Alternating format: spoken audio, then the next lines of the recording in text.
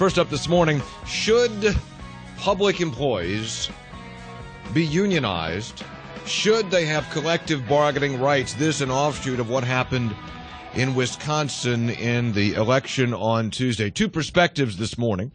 Two different views. Charleston Mayor Danny Jones and the president of the AFL-CIO in West Virginia, Kenny Perdue. Danny, good morning. How are you? Good morning, Hoppy. And good morning, Kenny Perdue. How are you, bro? Good morning, Hoppy. Good morning, Danny. How you doing? Good morning, Kenny. Charleston Mayor Danny Jones, why not? Why should public employees not be unionized? Why should they not have collective bargaining? I want to stipulate here that everything I'm talking about today has to do with public employees, not private employees. Understood. Totally different because I'll take my pizza with Davis and bacon on it. I don't care about that. All right. That's totally another issue. With the private, I got taken by your call from a guy yesterday named Ron, and he called in and he was talking about Wisconsin, and then he talked about the people in HHR that are making substandard wages. He said they were all on food stamps. I don't quite think that's true, but they don't get the money they deserve. And he said they should have collective bargaining and binding arbitration. And to me, sitting here as an official from a city who runs a $80-some million budget, you're asking people that don't work for the state or are not elected officials to extract money from a state or a political subdivision that, number one, might not have the money, and number two, if you have binding arbitration, then you have the decision made possibly by some guy in Philadelphia. Possibly. Well, if you have binding arbitration, that's usually the way it works. And what concerns you the most? Well, from a civil liberties perspective, I would have a problem with. See, if you have collective bargaining in West Virginia, you're going to have a closed shop. That means if you become a state employee or a county employee, city employee, you have to join the union. And I that's the first problem I have. To compulsory unionization. That's correct. And I guess that's an individual thing. Maybe I feel a little funny about it. But the second thing is I may not like who's negotiating for me, and may want to go outside and try to do my own thing, which I'm kind of known for anyway. But yeah, in the city of Charleston, we have fire and police, and the firefighters are members of an association. They all join it, and they are affiliated with Kenny's group, which is fine with me. The FOP, they all join it, and what's the difference between that? And I'm going to get to Kenny in a minute. What's the difference between that? Since they all belong anyway, they in essence negotiate with you or the city anyway for wages and benefits. What's the difference if you had collective bargaining? And they do, and they stay on me constantly, and the firefighters are mad at me now. So what's the difference? Well, they can't shut the city down. Right now in the city of Chicago, the teachers are deciding on whether to go on strike. And that's the first thing. And second thing, nobody can make you pay dues in a compulsory fashion. Number three, I've just asked you to direct your eyes to the state of Illinois, the state of California, and look what's happening there. What's happening. Let me get in Kenny Perdue, president of AFL-CIO. Kenny, should public employees be unionized, have collective bargaining rights, and if so, why? Well, first thing is it's not compulsory unionization. They sign a card, they come in, they be members. So they're not directed to be a member. It is their choice still. It just means that they would be a member for a year. Then they would sign another card or come into it. So I mean that's where it's not compulsory mandate that every one of them is. And I hate to think that we're blaming what's going on in California on the workers on the unionization, because I think that had a little bit to do with investments, administration, whether good, bad, or indifferent, no matter what governor, leadership, Wall Street. I mean, everything happened to create these problems in here. And I know we're having this discussion today, and I think we're talking about Wisconsin. I want to say this, that what happened in Wisconsin was it a fight on or an attack on unions? It was also an attack on the Democratic Party. It was two people, the Koch brothers, that came in with a lot of money, which they could very well come into West Virginia, and try to take over a state. They tried, and I'll tell you what, they succeeded. if you look and see what Walker is. But if you look at what's Walker, that vote is the same as it was back when they first run. So that's an indication to me people are sick and tired of all this negative. Well, they may be. They may be. But let me, and we can talk about that. But I really, and I'll talk about any of this. But I want to get to this, Kenny, as one of the top labor leaders in West Virginia.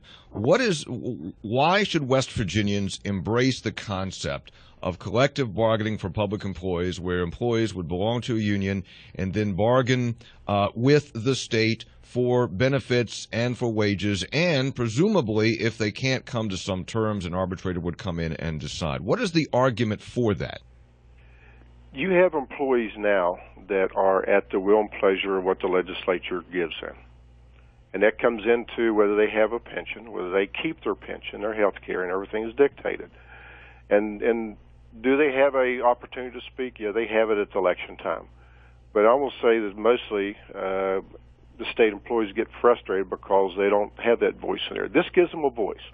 I think that the best resource we have, we can talk about coal, oil, timber, best resource we have at the Golden Dome or anywhere in the state is the people that work for the state of West Virginia, where it's in higher ed, the school system, or the state employee. That's the best resource. And I know Danny would say that he's got good people working for him. To give them an opportunity to have a voice, and I'm saying a voice, when the governor or whoever his representative would be to talk to him, and we've went through this, had this discussion for the last several years in the legislature, and trying to educate them on what it does bring.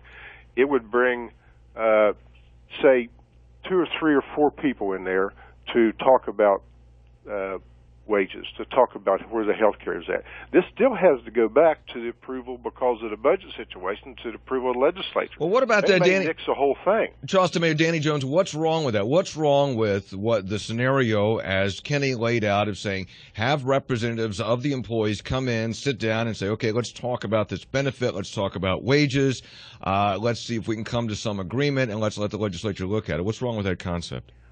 I just don't like the formula for it.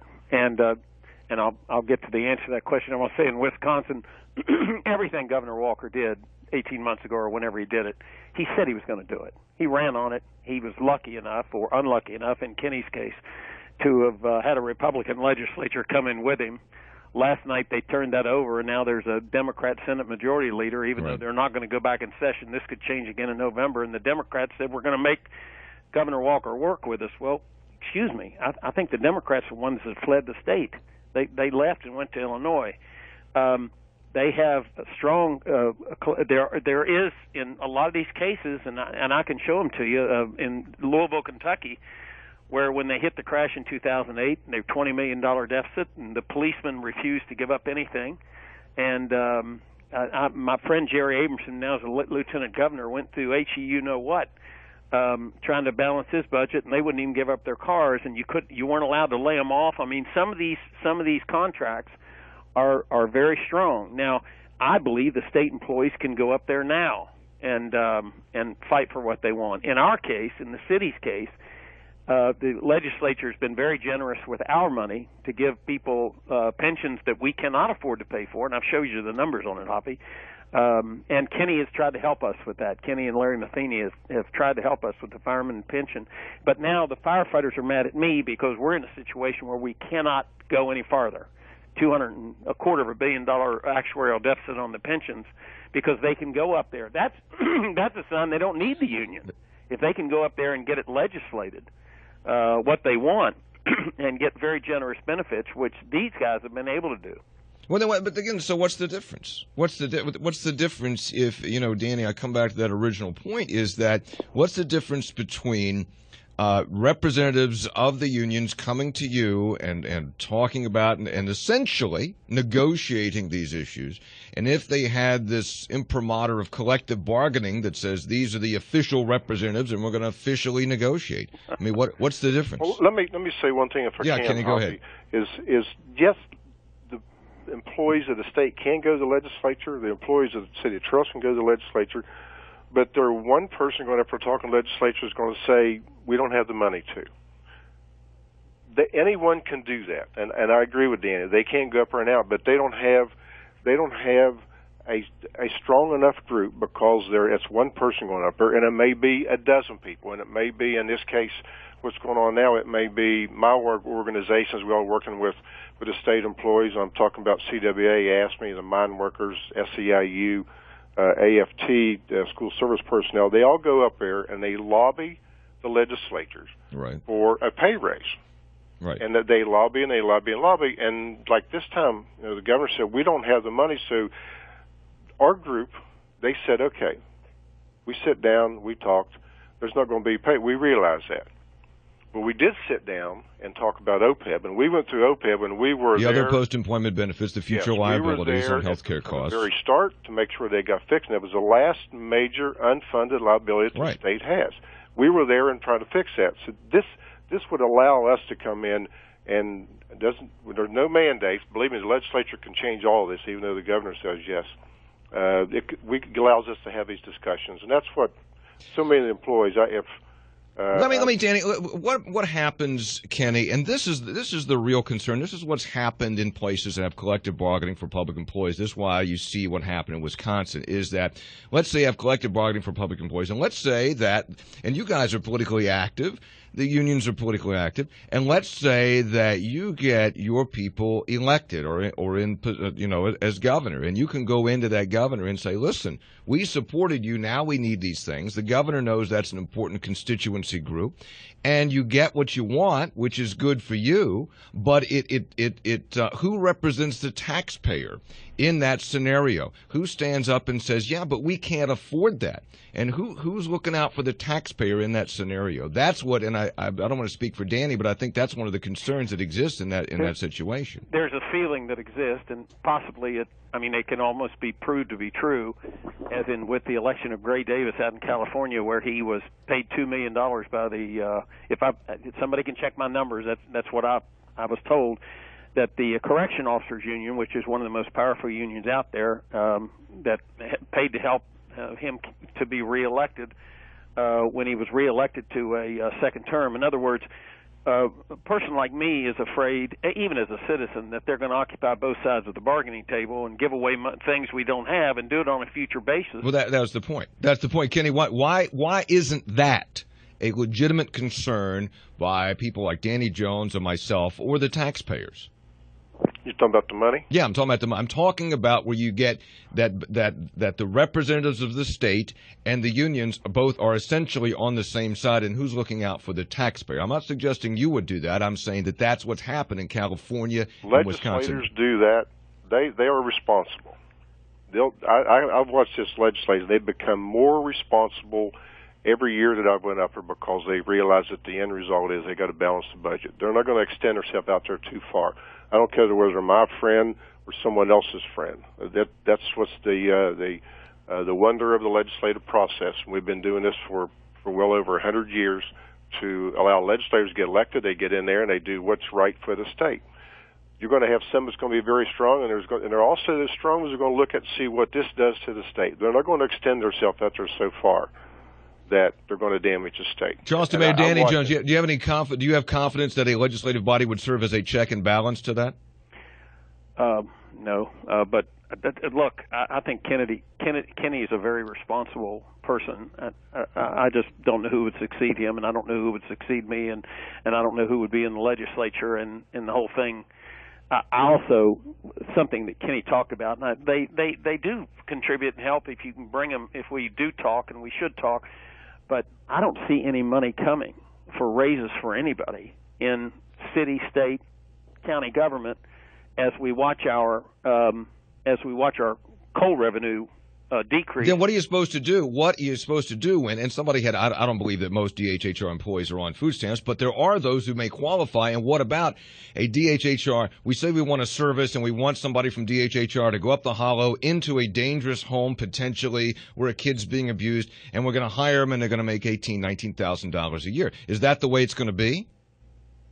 If that question's for me, yes, it is. It shouldn't be that way. And if the services are inadequate, as they were when I was the steward of the Kanawha County Jail way back when I was sheriff, there was a guy out there named Dan Hedges who sued me and took me to court and made me straighten him out. And if we've got federal money that's coming through here, and is not being handled properly to provide services to poor people. I'm sure there's some public service lawyers out there that could make us do that, and that may even work with pay. If there are workers out there that have sociology degrees and are going up into hollers, what you described, making $18,000 and $19,000 a year, I'd like to know about that. Kenny Perdue, do you know about? I mean, does that exist? Do you know, Kenny, whether that exists or not? Or certainly you have a number of state employees on the low end. Well, there's a lot of them. Some of them they fall on the extremely low end of all this. Let me just say one thing. Go ahead.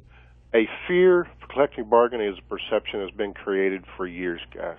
And I understand, part of it I understand. It could be good and bad. It goes into the leadership, and you only hope that the next time the governor gets elected as a governor that believes in the state, or the mayor of Charleston, Mayor Huntington, or in the city council, you hope that next person is as responsible as the one that left before or brought this in.